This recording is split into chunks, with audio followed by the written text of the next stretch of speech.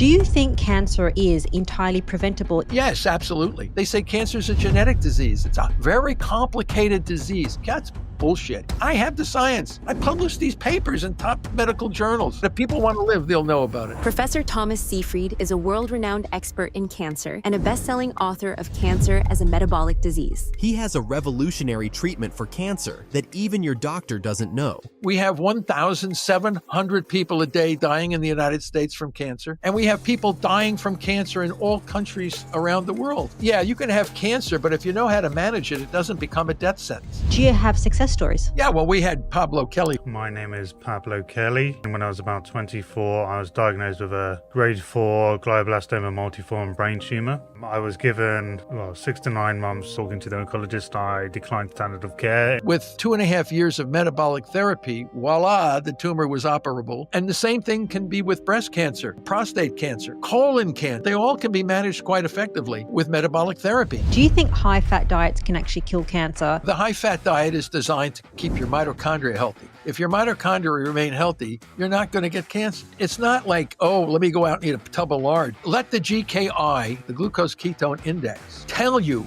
what you can and cannot eat. And we know we kill cancer cells when we have a GKI 2.0 and below. Wait till the world knows about this. Everybody's going to be jumping on metabolic therapy. Where are you going?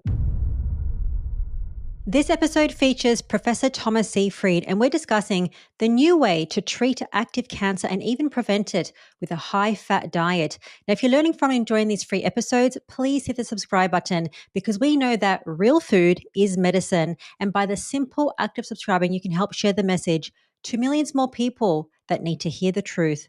And now for the episode with Professor Tомас Seyfried. Professor Seyfried, welcome. Well, thank you very much. It's nice to be here. When it comes to cancer, it puts the fear of impending death in most people's minds. Most people will think that if I get it, it's too late. There's nothing that I can do about it. But that is not true.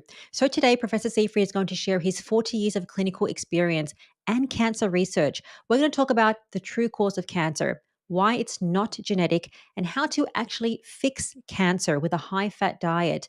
And that involves eating more bacon and more butter. So Professor Seyfried, my first question, if someone has just clicked on this video and they're thinking, how likely is it that I'm going to get cancer? How likely is it that someone's going to get cancer in their lifetime? Well, it depends on how they live their life. Some people never get cancer.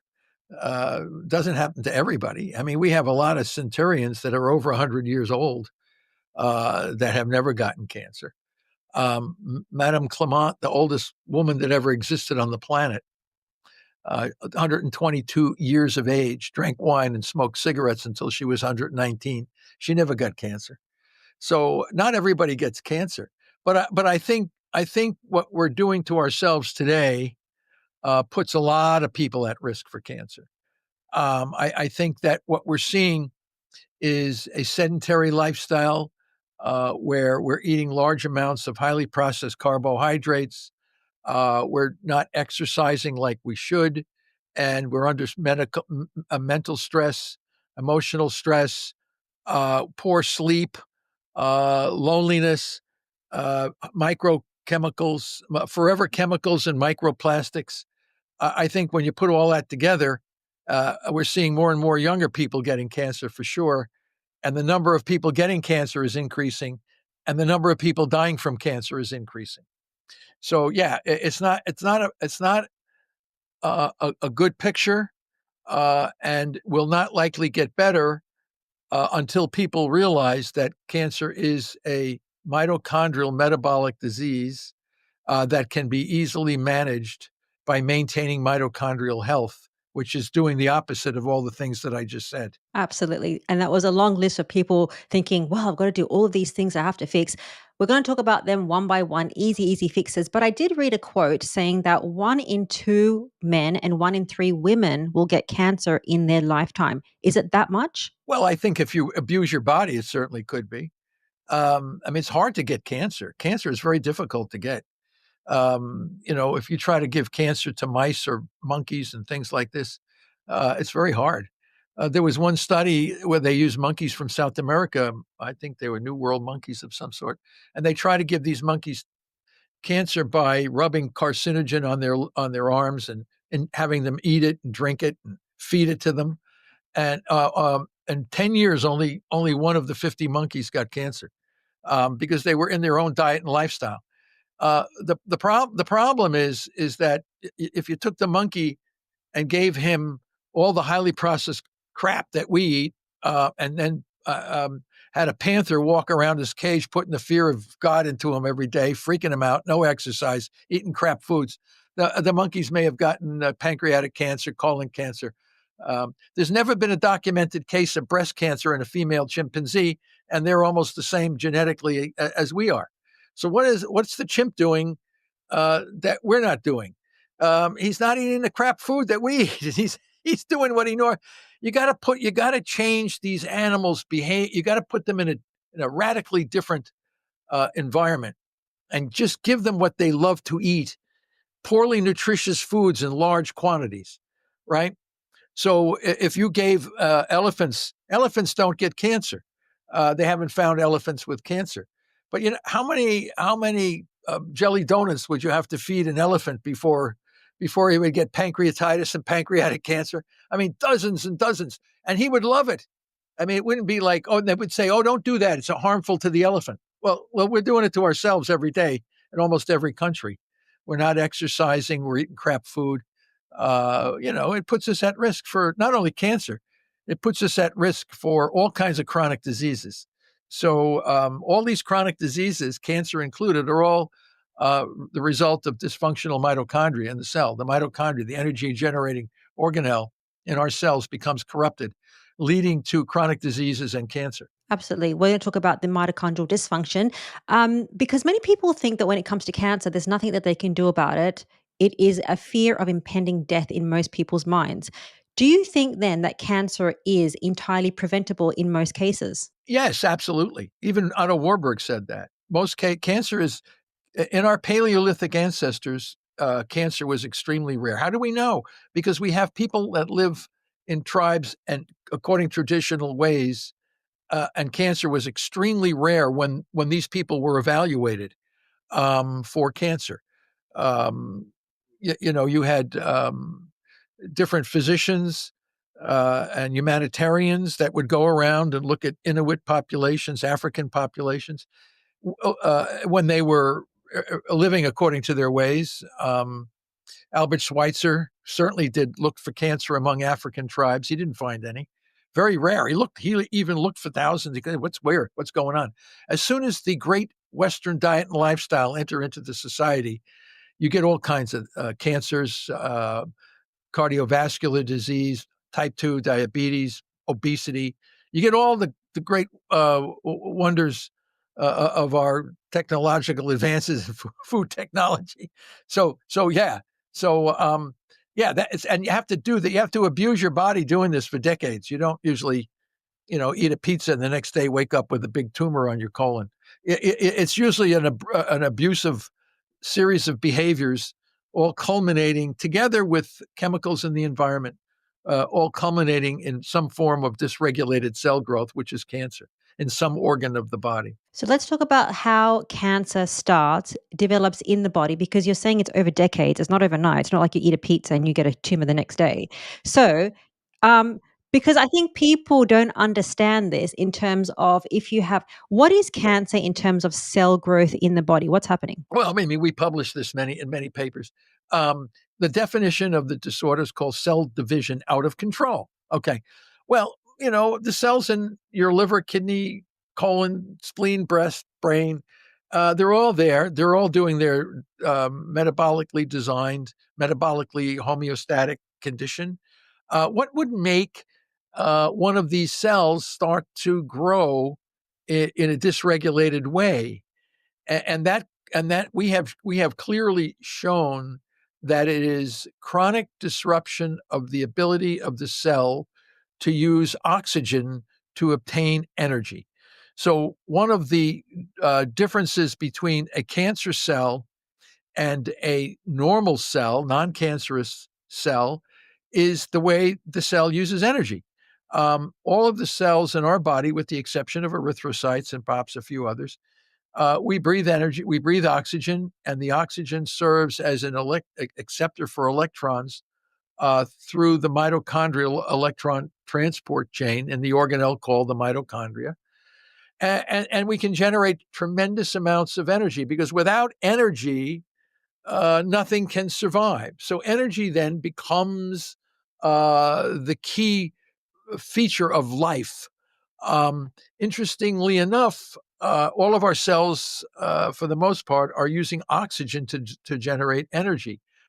In cancer, the oxygen that is consumed by the cancer cell is not used for producing sufficient energy from oxidative phosphorylation.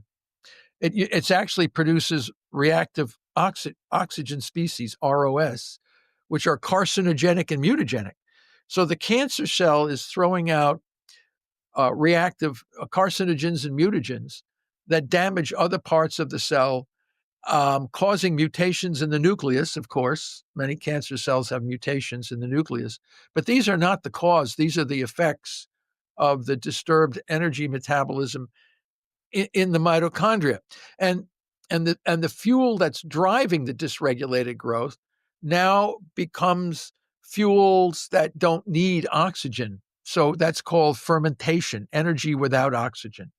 And the two fuels that we and others have identified are the sugar glucose and the amino acid glutamine, which is a very highly abundant amino acid in our bloodstream. Our big finding and discovery to clear up the mess was that this amino acid can also be fermented, can also generate energy in the absence of oxygen in the organelle, this mitochondria. So this was it's a big discovery, but a lot of people simply can't understand it yet, because they look at the mitochondria and they say, "Oh, look at all the ATP coming out of there. It's taking in oxygen and energy called ATP is coming out." And they say, "See, it's perfectly similar to a normal cell." But the issue is the normal cell is using the oxygen to make ATP. The cancer cell is using the oxygen to make carcinogens and mutagens, and they're using other fuels to ferment, which is energy without oxygen. And the waste products of fermentation are lactic acid and succinic acid, and the cancer cell is dumping those out, clearly telling us in no uncertain terms what it is doing to stay alive. So we know that, and they grow in the absence of oxygen. So clearly, cancer cells do not use oxygen where normal cells use oxygen. So that tells us the foundational difference between a cancer cell and a normal cell, and they can't grow without the glucose glutamine, and they can't switch to fatty acids or ketone bodies like normal cells can.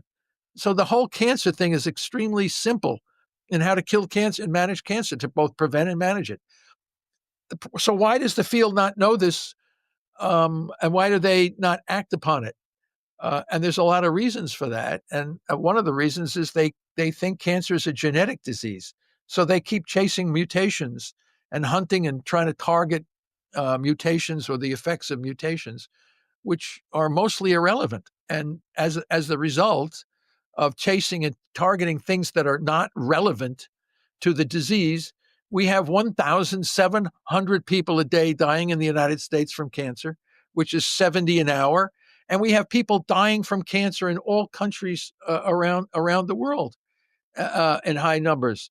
And none of these people, none of these studies are targeting the glucose and glutamine to stop the proliferation of these dysregulated cells and transitioning the body to fatty acids and ketones while you're simultaneously targeting the fermentable fuels.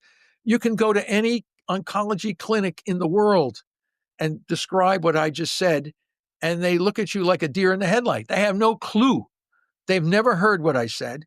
And then if they want to act upon this, the standard of care prevents them from acting upon this, which is the change of radiation and chemo and a lot of the crazy things they're doing to these people. They say, well, geez, why don't we just target glucose and glutamine while transitioning the body to nutritional ketosis? Oh, no, we can't do that. I said, why? Well, we haven't heard why. We'd have heard something about, no, you're not going to hear anything. In medical school, you're told the cancer is a genetic disease. Therefore, you have to do immunotherapies and all these other kinds of things. And one of the things that's really remarkable, how come we don't make any advance? Well, it's hard to make an advance when the entire world thinks it's something other than what it is.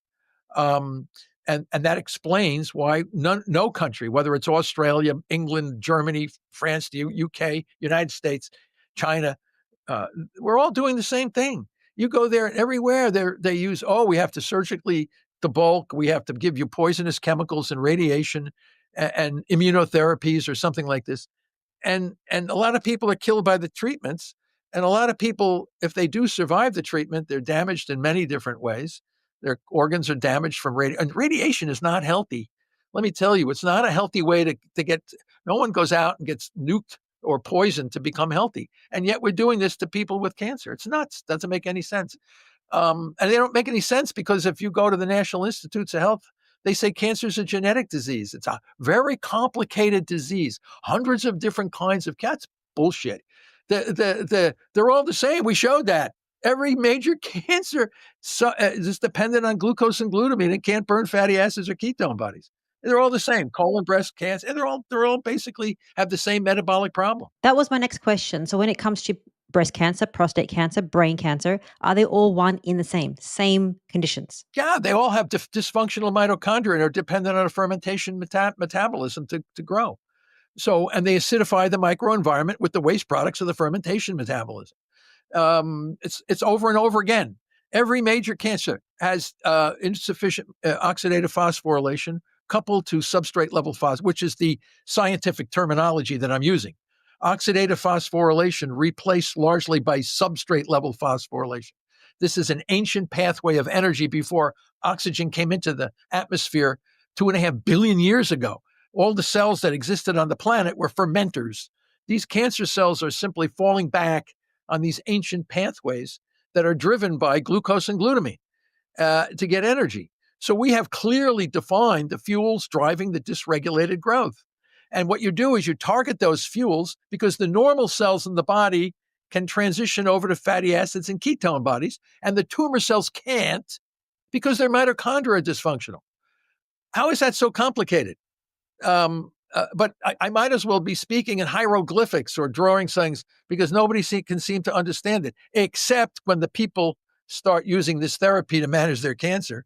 And the doctors are always miffed. Oh, I didn't know you were going to survive so long. Oh, what are you doing?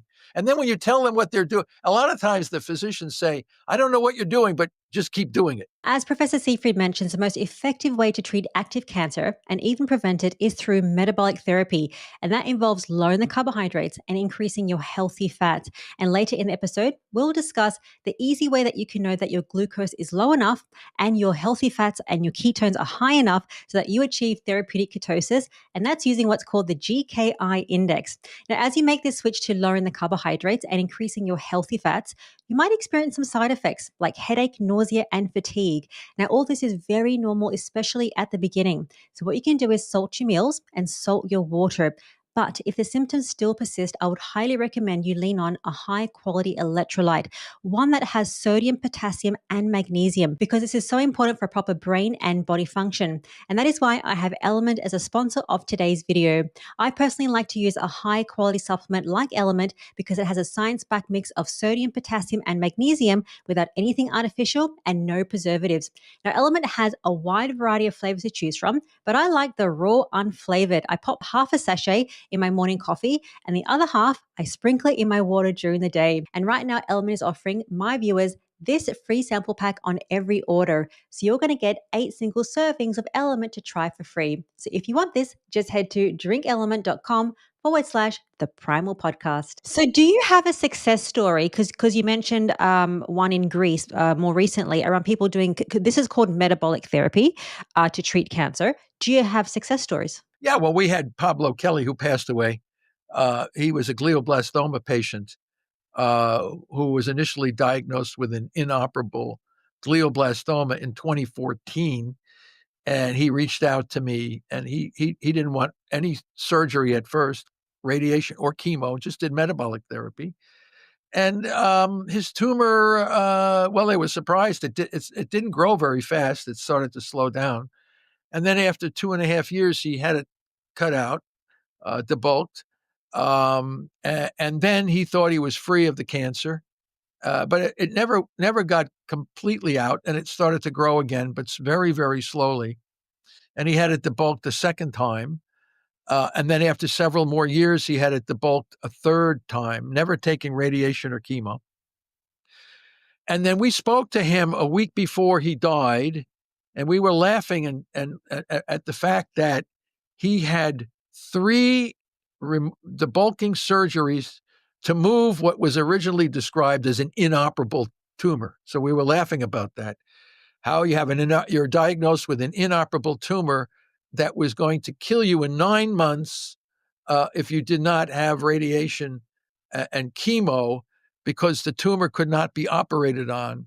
But with 2.5 years of metabolic therapy, voila, the tumor was operable, cut out, but it grew back. So he was never cured.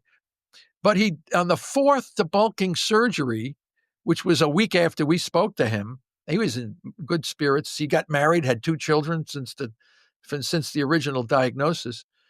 So he died in 2024, last Labor Day, I guess, last September, from a cerebral hemorrhage as the result of a 4th debulking surgery. He died 12 hours after the cerebral hemorrhage. If he didn't have that last debulking surgery, which was only to get rid of some tiny residual piece, he probably would have been still alive with us today. But 10 years with a glioblastoma is unheard of.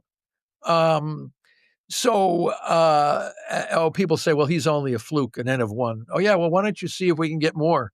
Oh, no, we have to do radiation and chemo. Well, that's what he didn't do. That's what he did not do.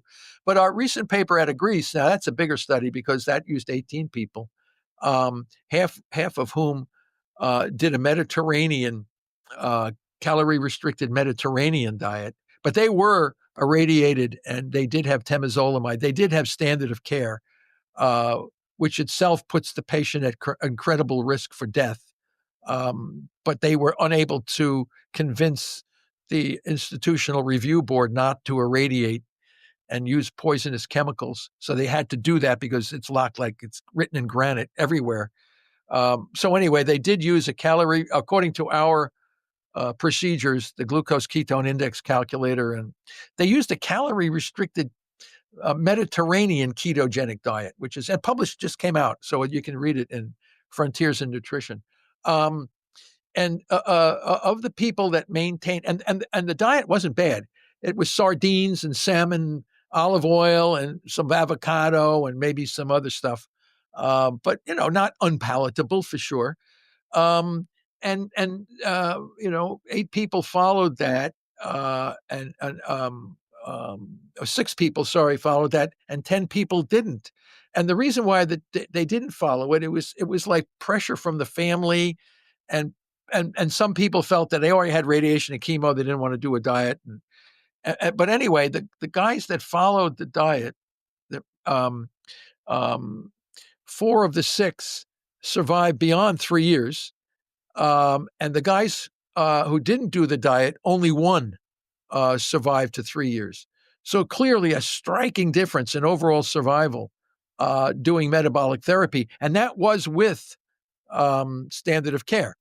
Now, my hypothesis, and I've told the oncology world to prove me wrong, I said, if you didn't do radiation and toxic poison, surgery for sure, we don't rule that out.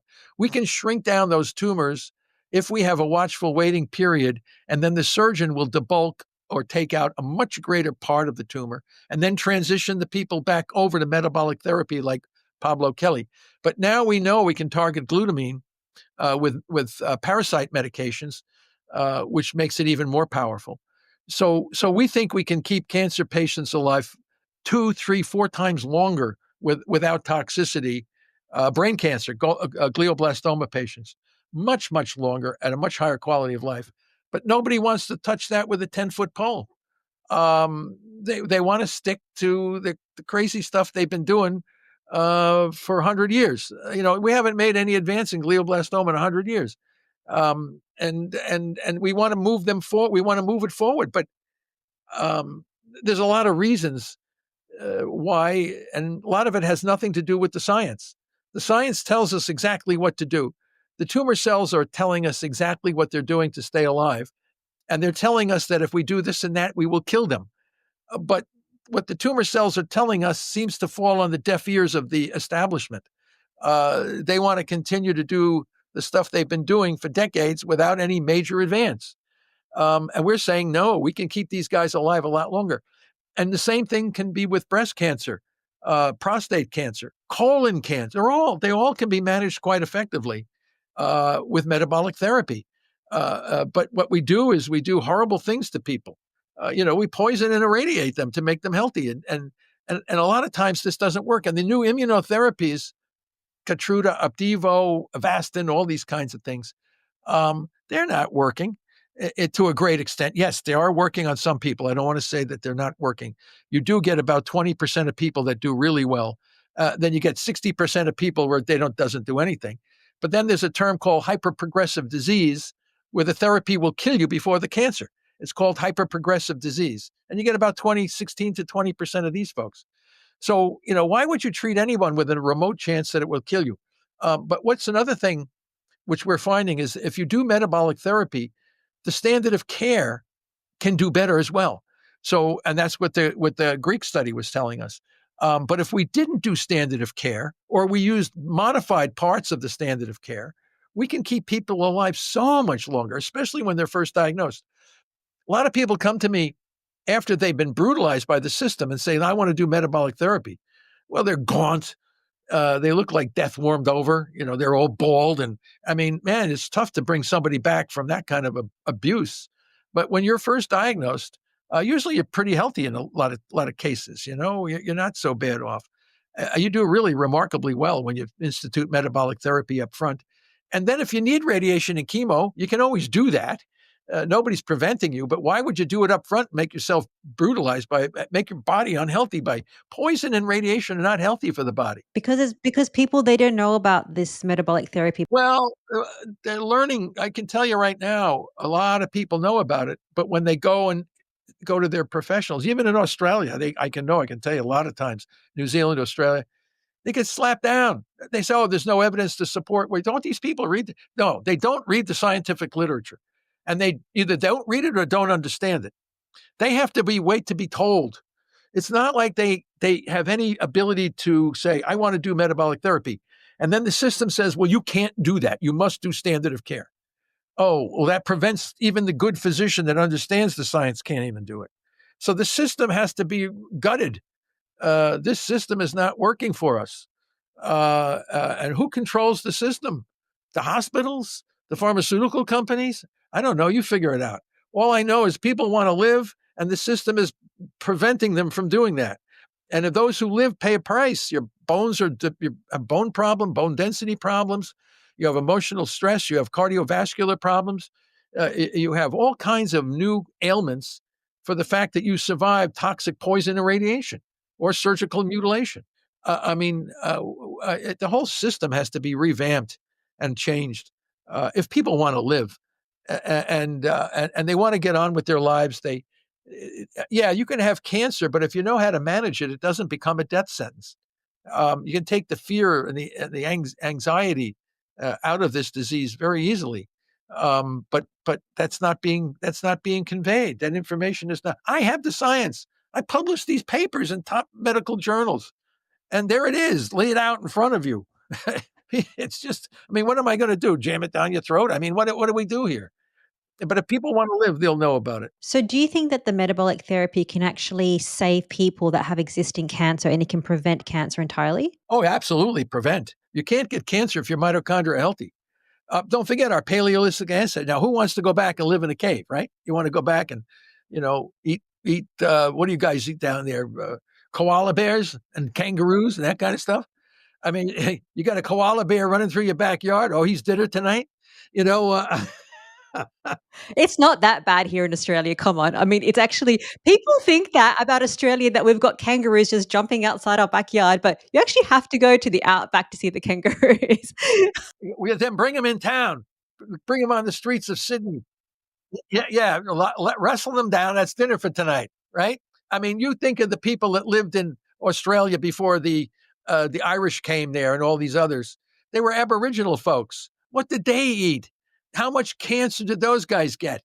how much diabetes, how many morbidly obese Aboriginal folks did you ever see living in the outback and wherever?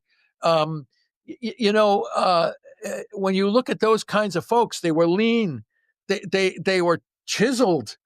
They had a lot of exercise. They weren't eating. Now you take those same folks and give them the great Western diet and lifestyle, and they got cancer, diabetes, obesity. They got all the stuff that the rest of us have.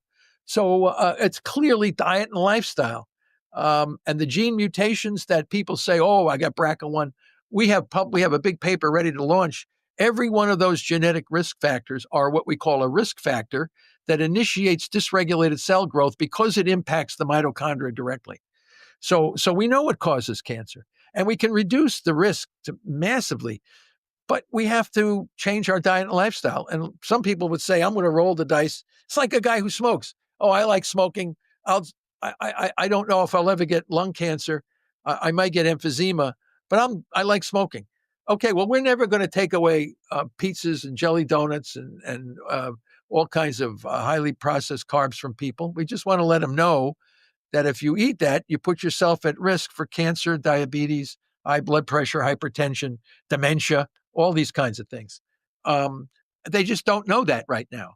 But we offer a plan using the glucose ketone index calculator as a tool to know whether or not you're in a zone of risk for cancer and chronic diseases, and what you can do to get out of that zone into a healthier zone, all quantitative, which then becomes everybody's personal choice to determine whether or not they want to live in a risky zone or a healthy zone. Let's talk about the solution then, getting into this metabolic therapy so that we understand the theory around you're saying that basically cells, so the mitochondria gets dysfunctional and then the cells rely on an energy which is called fermentation, which relies on glutamine and glucose for energy, and it's anaerobic, so it's not using oxygen for energy, and that's how cancer cells multiply and get worse. Is that kind of the good summary around that? Yeah, and as they get worse and worse, they acidify the microenvironment, because their waste products are acid, and that causes a much greater amount of inflammation. So you have abnormal blood vessels. The immune system comes in, and the immune system then throws out growth factors and cytokines, which makes a bad situation much worse. To this, and then of course, when the cancer cells spread, which is called metastasis or metastasis, we have clearly shown what the biology of the metastatic cell is. An immune cell. It's a macrophage, part of our immune system itself. So we took us 10 years to figure this out, and the cancer field still thinks these metastatic cells are stem cells. I can't go into the absurdity of how the cancer field looks at metastasis and looks at all this stuff. It's all based on silo gene think. And when you do that, you're lost. You're a lost soul. You're a lost scientist. We have clearly shown that these metastatic cells are hybrid cells of macrophages, which is a very powerful cell in our body to kill bacteria.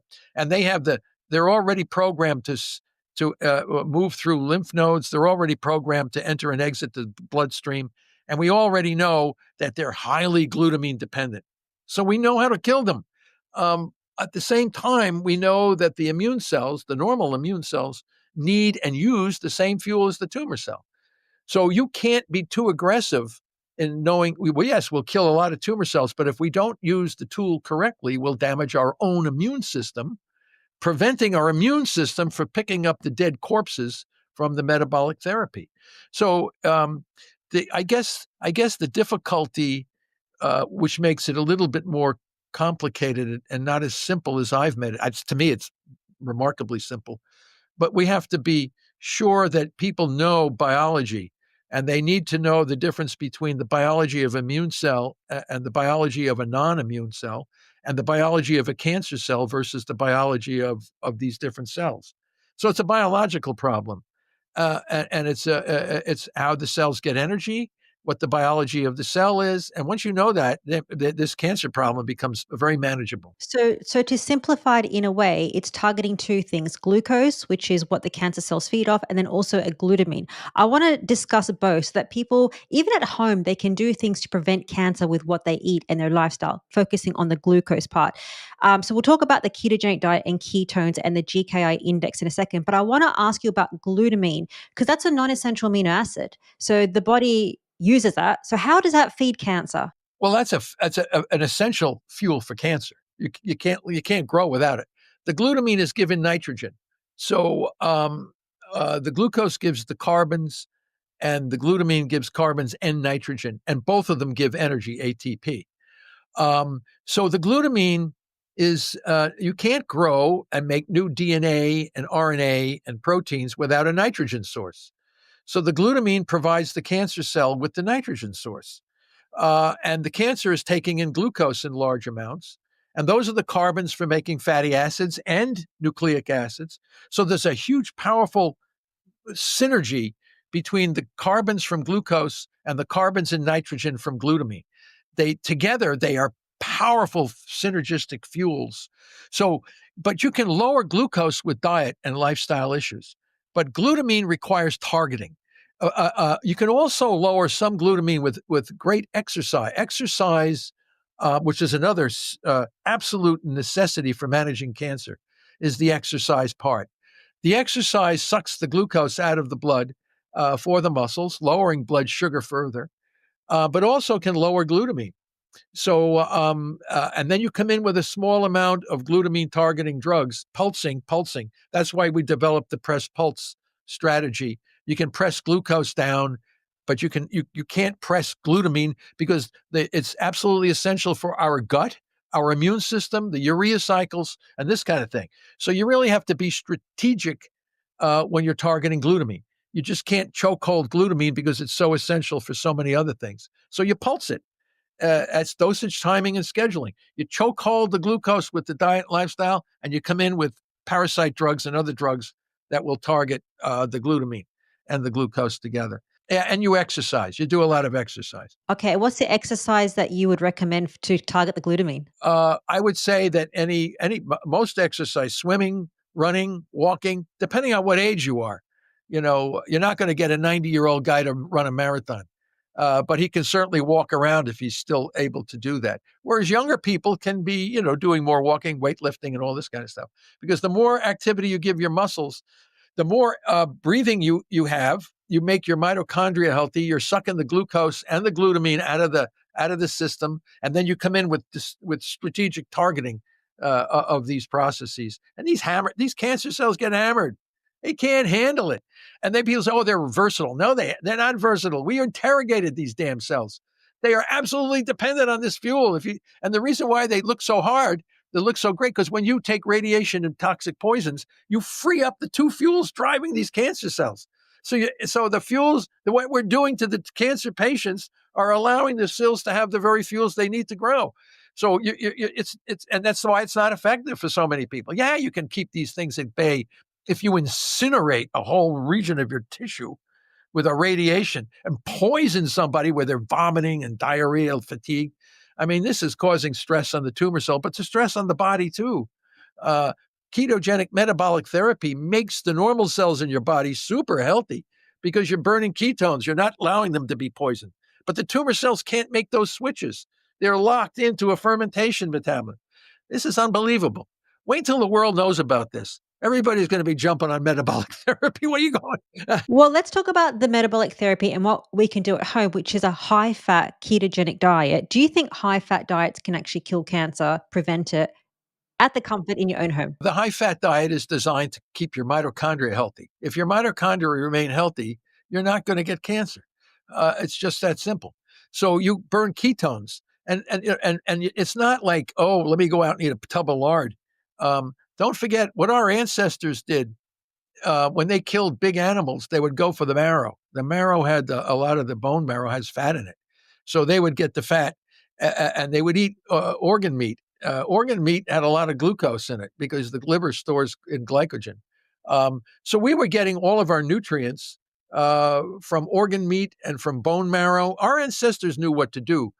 What killed our ancestors, as I said before, was injuries and infections. They did not have antibiotics, and they didn't have orthopedic surgeons that could fix broken bones and heal flesh and this kind of stuff.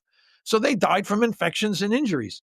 We don't die too much from infections and injuries today. Well, I should say there's MRSA in the hospitals, which is kind of a sepsis that can kill you real quick. But they're antibiotic resistant bacteria, of course, and that still will kill people, mostly in hospitals, if you can believe it. But we can manage some of these injuries and infections. But now we're dying from chronic diseases. We're dying from type 2 the complications of diabetes, cancer, hypertension, high blood pressure, cardiovascular disease. These are all conditions of energy abuse, mitochondrial disturbance. In some cases, in order to get cancer, not only do you have to damage and abuse the mitochondria, you have to do it in a cell that is capable of upregulating the fermentation machinery to replace the oxygen from respiration. Otherwise, you can't get cancer. And the evidence for that comes from neurons in the brain and cardiac myocytes in healthy people. They rarely, if ever, get cancer because neurons cannot switch to fermentation, nor can cardiac myocytes. They can't switch. So you never see cancer in these kinds of cells. Whereas other cells, liver cells, colon cells, breast cells, these all can be switched to fermentation. So but it's very clear when you know the biology of what's going on. So can you explain the role of being in ketosis, and this is therapeutic ketosis, to not get cancer? Because it's not just about ketones, it's about therapeutic ketosis. Can you explain that, please? Yeah, well, therapeutic ketosis is when your blood sugar is down and your ketones are up. And our ancestors, our Paleolithic ancestors, were always in a semi-state of nutritional ketosis.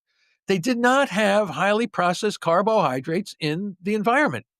They're eating kangaroos and wallabies and those kinds of things, right? Whatever they ate there in Australia, and we killed buffaloes, and wherever we were, we ate what was available for us. Well, you're not going to get type 2 diabetes eating buffalo meat, right? Because we have a hormone called cholecystokinin, which suppresses appetite when fats come into the environment. But when you eat sugars, you suppress cholecystokinin. You keep eating and eating. Glucose is an addictive molecule. It makes you hungry even when you're not hungry. So it makes you eat even when you know you're full. You eat a great big meal of buffalo meat, and then somebody comes out with a cheesecake, and you're going to eat the cheesecake too, right? I mean, this is all based on physiology. But our ancestors didn't have this. They were very active, so they had a lot of activity and hunter-gathering. I mean, you can only sit on your ass for so long before you have to go out and get something to eat. And to kill an animal and chop it up and butcher it and cook it takes a lot of energy. You have to collect water from the stream. You're always moving. You're always doing something. Otherwise, you're going to starve to death. And then when you ate as much as you possibly could, but it wasn't highly processed carbohydrates. And we probably slept better. We had a lot of exercise, and we were in a state of nutritional ketosis, not by choice, but by situation. And as soon as our technology came into place where we could cultivate grains during the Neolithic period, we could get more carbohydrates from rice, wheat, corn, these kinds of grains that brought more carbs into our diet. And then eventually we could process the carbs to make them more and more sweet and less nutritious. Of course, we get civilization around food sources. Otherwise, we'd all still be trying to kill kangaroos and buffaloes. But now we farm these things. We have farms for the animals, and we can provide the food for us. Now, today on the world, we have more obese people than we have starving people. Go figure this one out. So, and these obese people are mostly suffering from all kinds of chronic diseases. And cancer is being one of the big ones. So we're still biologically Paleolithic man. We're just in a totally different kind of environment than what we evolved to be in. And now our science and technology has evolved much faster than our biology. And as a result, we are morbidly obese, we're chronically diseased, cancer-ridden, dementia-ridden, and younger people are falling into the cancer and some of these chronic diseases. Diabetes in little kids, cancer in little kids, young people. I've seen so many in the late 20s now, in the mid 30s, early 40s, cancer going on, colon cancer, breast cancer, brain cancer, bladder cancer. I said, what the hell is going on? It's all, and then of course we got all the microplastics and forever chemicals, and we know all of these will chronically damage mitochondria. So we know I know what pretty much is going on here, but we're tormented and tempted by advertisements on television and billboards with all these delicious foods. And we love them. Are you kidding me? I mean, you eat this stuff, I told you, when I eat, I get all excited, man. It's just like unbelievable. Eat a big pizza, you know. I want to talk about okay, but I do want to give people specifics around what foods they should really like focus on because there's so many different diets out there. But if we can understand what foods we should eat entirely, that's going to help prevent cancer. And even people that have existing cancer, it's going to manage their condition along with they could see you for the metabolic therapy. I have a list of foods here, and I want to get your opinion. Well, listen, I just let the GKI, the glucose ketone index, tell you what you can and cannot eat. So each person should be their own experimental subject. So you take your list of foods and your glucose ketone index, which we published. It's a little meter now, Keto Mojo. You can go on Amazon, you can buy it. Everybody pricks their finger, gets a drop of blood, takes the glucose strip, and you get the glucose reading, and then you take the ketone strip and get the ketone reading. And then you'll be able to know what zone you're in, what glucose ketone index zone. So the foods that you're going to list Australians might not respond the same way as a German or an Englishman or an Asian. So we don't know until that everybody measures their GKI and see what it does to their GKI. And we have this big thing now where you're in unhealthy zones, trial and error zones, and super healthy zones. And we know we kill cancer cells when we have a GKI 2.0 and below. So people say, well, I'm going to run out and get a 2.0. Oh, yeah? Let's see how easy it is. It's not easy. You can't eat any of those foods you're going to tell me. You have to do a lot of exercise. Okay, give me one of the foods. Okay, high fat meats. High fat meats, well, again, that's probably not going to spike your glucose. And it's going to improve your ketones. Depends on how much you eat. Don't eat much of it. You get very healthy if you can just eat some grams of it. Okay, what about butter? Butter. Well, yeah, okay, let's sit down and eat a kilo of butter, right? It ain't going to happen. Of course, a little bit's not going to kill you, right? None of this stuff is going to hurt you in small amounts. It's only when you start,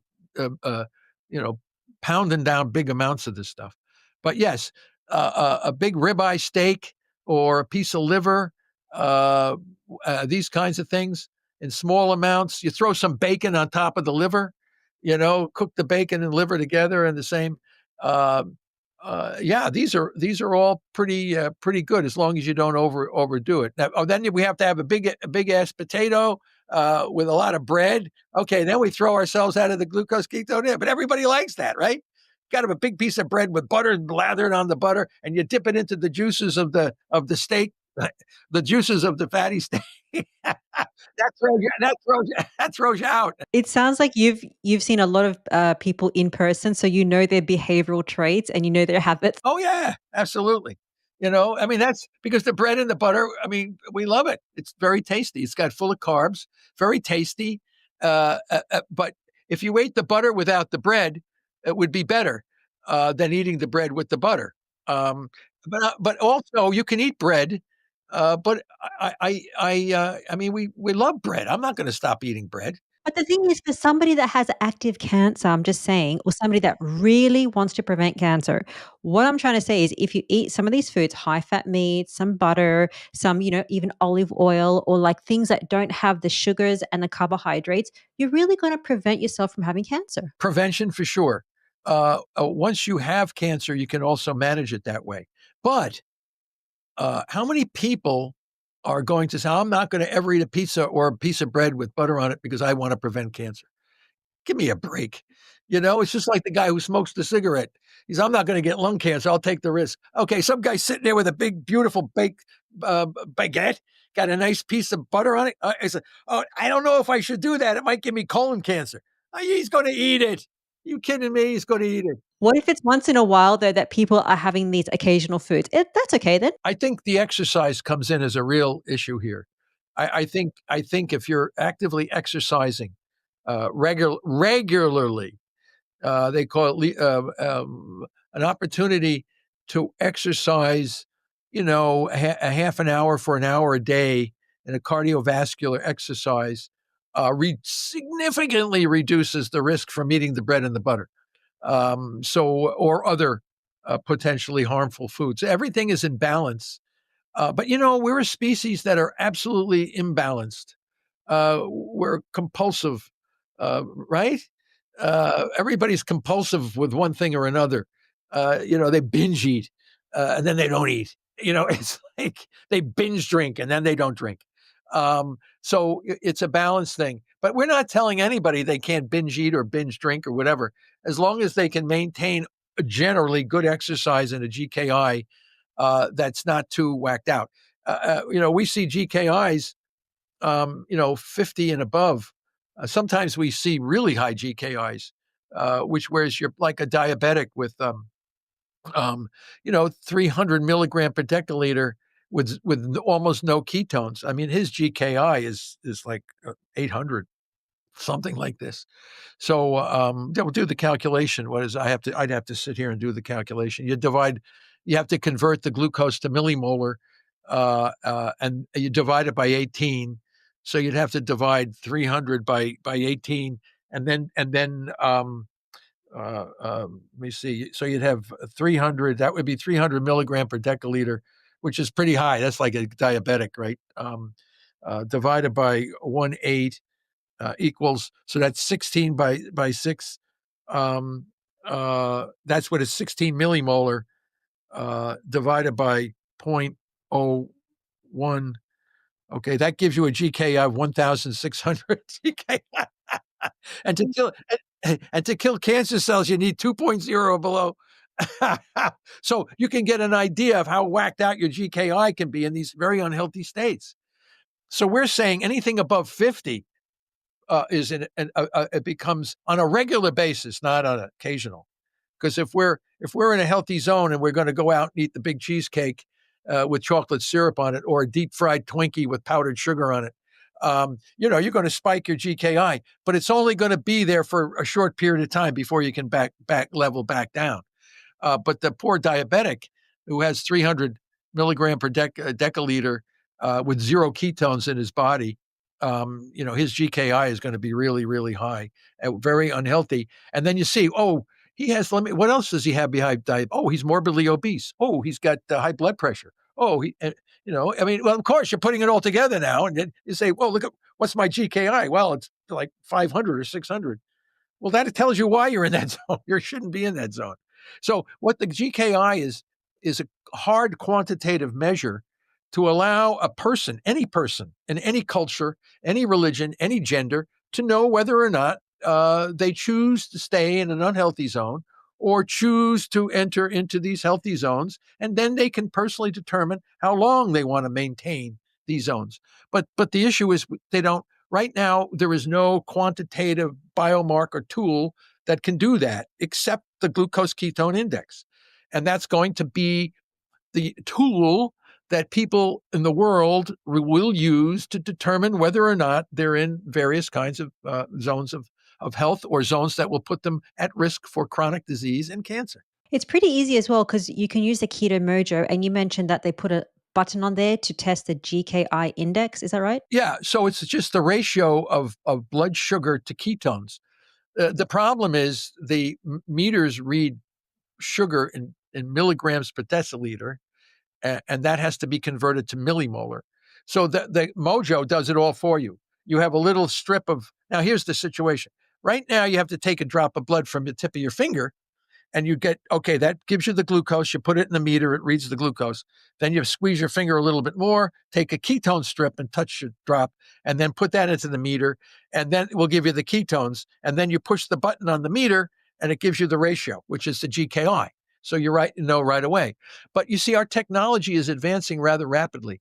And we have a free Libra blood glucose constant monitor that you can put on your arm. Once the monitor comes out that you can measure both glucose and ketones, and it will do all the conversions for you, then you can go on your cell phone, and at any given time, you're going to see your GKI while you're eating the donut, while you're eating the pizza, or while you're eating the kangaroo. Hopefully, people are eating more of the kangaroo than the donut. So when people want to prevent the cancer or even fix existing cancer, so following a high-fat ketogenic approach as much as they can, don't have the donuts and don't have the pizza. Also exercising, but I do want to touch upon water fasting. That is a protocol of metabolic therapy. Why does that help? Well, that throws you down. That brings your GKI down much further. So this is one of the strategies that we just published in our big cancer treatment protocol with many authors, physicians, scientists, nutrition, dietitians, and the whole group that understand the concepts. Because a lot of people cannot go cold turkey with water-only fasting. It is very hard. You're addicted to glucose. It's like, how easy is it, if you're an alcoholic, how easy is it to all of a sudden go cold turkey on the drink? Not easy. If you're a heavy smoker, how easy is it to stop smoking? Not easy. If you're a drug addict, you're hooked on heroin or cocaine, you can't wake up and say, I don't want it today. You're addicted. And glucose is a powerful addiction to the brain. You don't believe me? Okay, don't eat now for the next 3 days, and you'll see how powerful that glucose addiction is. So one way to break that is to just go for a week or 10 days on a very low carbohydrate diet, and you can down lower the carbohydrates as you go through, because you'll even eating a very low carbohydrate diet with whether it's carnivore or whatever, a pescatarian, Mediterranean, a very low carb, your body will slowly adjust, because we're moving back into our Paleolithic zone as we evolve. This is who we are. We're Paleolithic people. And then when you're down and you say, my GKI is like, wow, it's 5. It's really doing good. Now I want to kill cancer cells and I need to get 2.0 or below. Then you do water-only fasting, and you jump into water-only fasting. And now the body has already acclimated itself to approach this special zone. Then when you're in water-only fasting, your GKI will get below 2, sometimes below 1. Then you come in with the parasite medications and some other these touching glutamine targeting drugs, and you just blast the hell out of these tumor cells. Man, they get cold cocked because they can't handle this. This is not the environment that makes them happy, that keeps them growing. You're actually strangling and starving them to death. But the rest of the body is getting healthy, burning the ketones and fatty acids. It's just we evolved to burn ketones and fatty acids. The brain can switch from glucose to not fatty acids. The brain switches to ketones. But the muscles can burn fatty acids. The heart can burn fatty acids. The liver will take the fatty acids and make ketone bodies out of it. This is who we are. We're just going back to our Paleolithic period by knowing what to do and how to do it. But now we have a quantitative measure to allow us to know to do this. So it's not a mystery.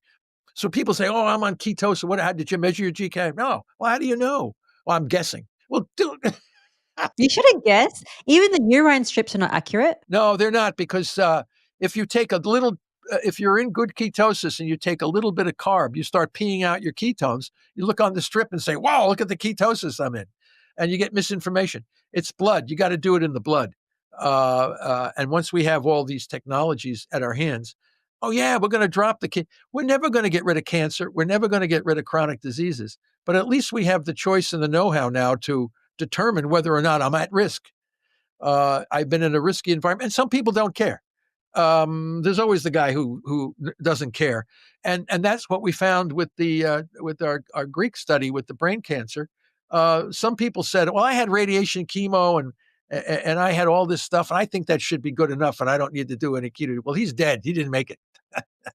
Some of those guys didn't. The ones who didn't hang on, they all died early, just like most of the people. But the guys that ate the salmon and the and the olive oils, and they lasted over 3 years. Let's give me a break.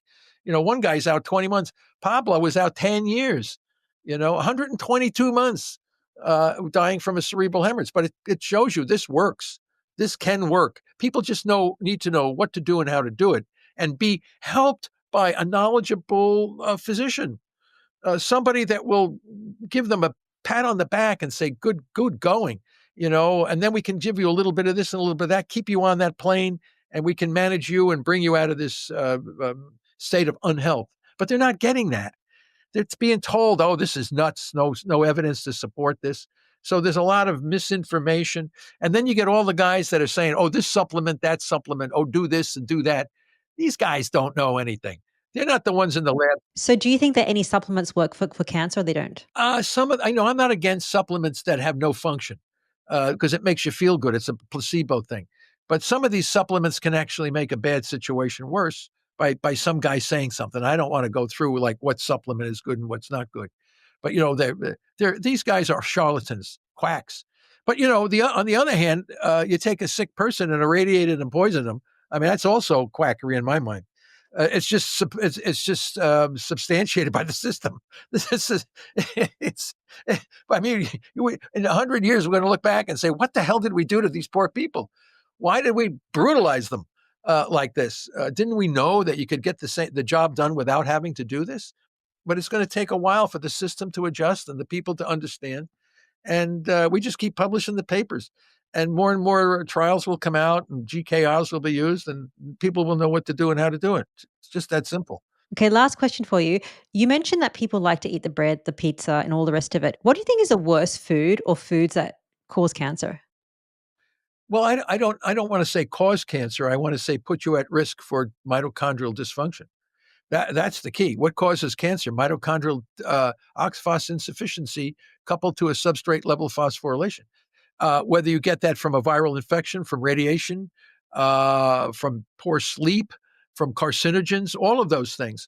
Now, if you have cancer and you eat foods that are loaded with highly processed carbs, you're going to make the cancer cells are going to love it. They're going to grow faster. We did one of the first studies in mice where we showed that you could actually accelerate or reduce the speed of dysregulated cell growth, directly measuring blood sugar. So the higher the sugar, the faster the cancer cells grow. And this now has been shown for colon, breast cancer humans. You want to get your cancer to grow fast, you got to get your blood sugar up. You really have to work hard. Now, if that means you eat pizzas and donuts every night and chocolate bars and ice cream, whatever has the highest level of highly processed carbs will make your cancer grow fast. And this has already been shown in the clinic. Those folks that have higher blood sugar levels don't live as long as the people who have lower blood sugars. So we know that reducing your blood sugar, and doesn't make any sense because some of these cancer patients they have fatigue, nausea, vomiting, diarrhea. They're losing weight because they've been poisoned and irradiated. So we call that pathological weight loss. So in order to gain the weight, they give you Ensure and donuts and pizzas and they give you all this. This is nuts. This is nuts. What are these people doing? Oh, we have to keep the weight on. Well, why did he lose weight? Oh, because we poisoned the guy. Well, who doesn't lose weight when you're poisoned? Go and take some of the chemo. You want to lose weight? Take chemo. Vomiting, diarrhea, fatigue, nausea. You can't gain weight when you have this kind of a feeling. So we're going to give you now sugary diet foods to gain your weight back. This is nuts. This is crazy, man. This is like nuts. People will come to know in the years, they say, whoa, man, who are the crazy people doing this stuff? So all we have to do is target the glucose and glutamine and transition the body to nutritional ketosis. And you can hammer these tumor cells without going bald, without having your gums bleeding, without sitting on the toilet all day long, without can't get out of bed because you feel so bad. You don't have to have any of this stuff. What do you think about early tests to test for cancer? Is that valid? Is that good? Like mammograms? Because they talk about the risk associated with the radiation of all these early screening. Yeah, well, I don't know about that. They always say, colon cancer. We got to have colonoscopies and all this stuff. Colon cancer is increasing all the time, even if you have colonoscopy. I don't know what's going on with that stuff. All I know is it's really hard to get cancer if you have a low GKI.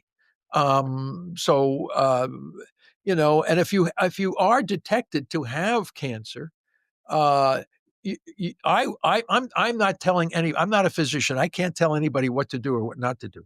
All I can do is share the scientific information with them. But I would never use a biopsy or any of this stuff because you run the risk of spreading the tumor cells around the body. I would like to know what non-invasive imaging technology could you use to say you have a lesion that looks like it could be cancer, but we can't know until we do a biopsy. Well, let's just assume it is without doing the biopsy, and let's just hammer the hell out of it using metabolic therapy and then see what happens to it. Okay. Oh, wow, it shrunk. In some cases, it might go away. Well, why would you stick something that's no longer there? And then if it doesn't go away, well, why don't we consider a surgical procedure to see if we can just get rid of it? Or a dose of radiation in an area of the body which is very hard to surgically get to, but it's now shrunken. It's not the same as it was when it was first detected. Now we may be able to use radiation as a curative procedure, surgery as a curative procedure, and we may not need to use much chemo. And if we had to use chemo, we might use just a tiny bit of it just to see if we can kill a few cells off. Or immunotherapy after the tumor is shrunk and there's only a few small, we might come in with a small dose of immunotherapy. So again, we have all the tools needed right now to manage cancer effectively if we know how to use them in terms of what the nature of the biology of the problem is.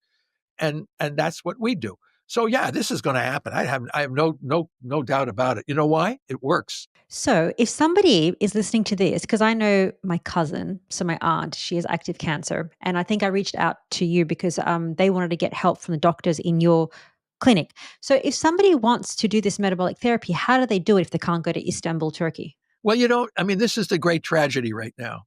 We know what to do and we know how to do it, but the patient themselves can't be the only participant. Metabolic therapy requires a tremendous input and activity on the part of the patient.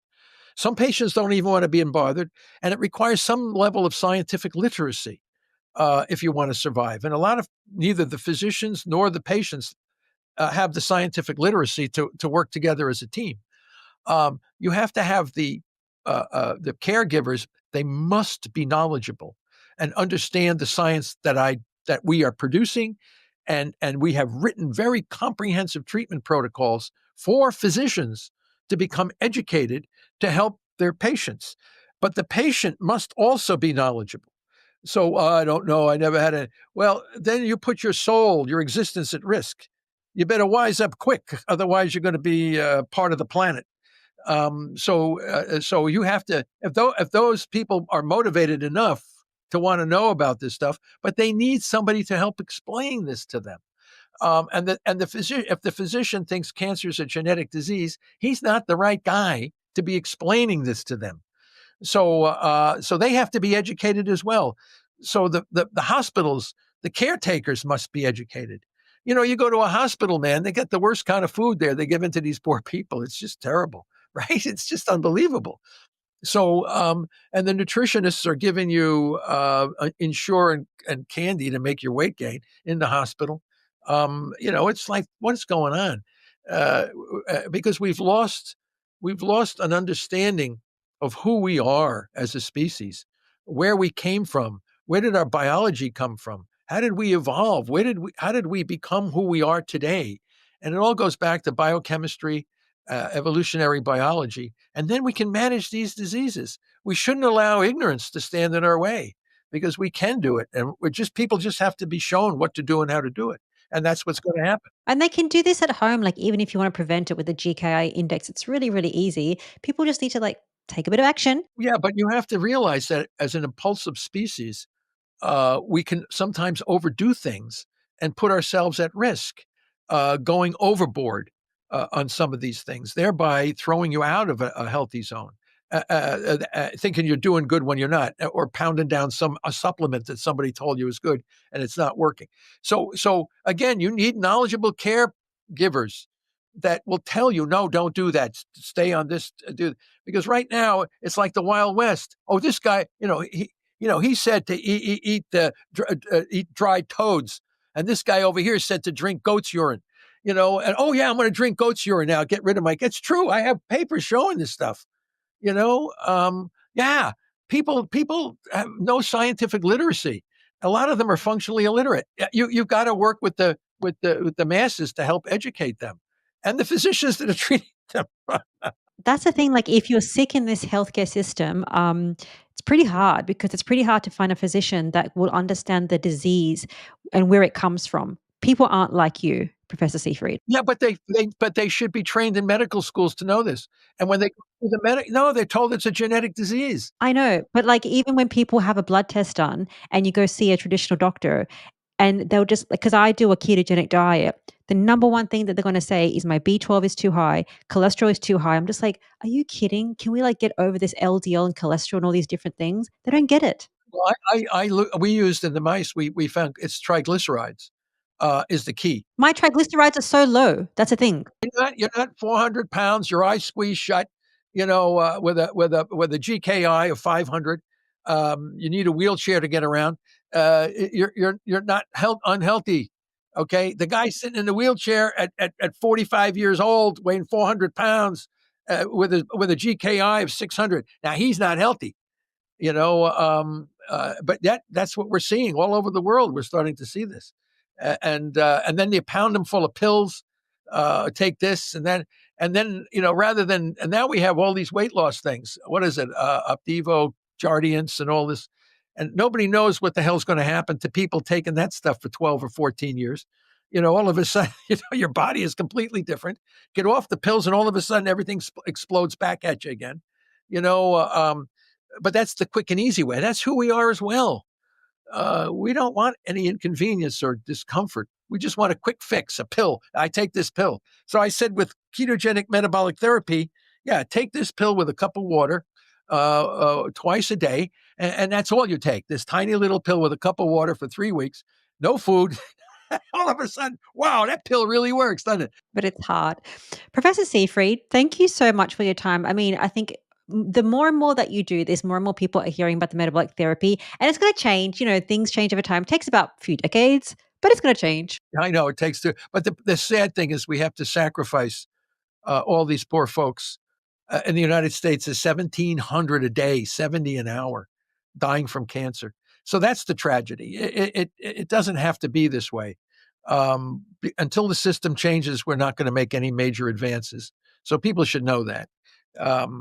Once they realize it's a mitochondrial metabolic disease, we're going to drop the death rate precipitously, quite effectively. And yeah, it might take 5 or 7 years or something like this, but it'll happen. No question about it. It's going to happen. Well, thank you so much for your time. I'm sure that we're going to see you very, very soon. Keep doing your amazing work. Oh, thank you very much. Nice to be here. Thank you for joining me today on this episode with Professor Tomaaas Seyfried. If you'd like to know more information about metabolic therapy, simply go to the description of this episode, click on How to Prevent Cancer, open that up, and you'll see all the information there about metabolic therapy.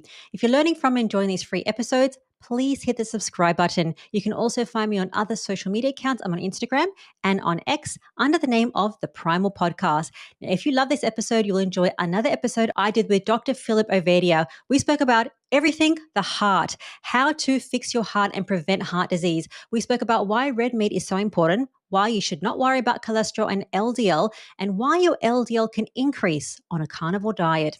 Finally, thank you for your interest in root cause healing, and I'll see you next week.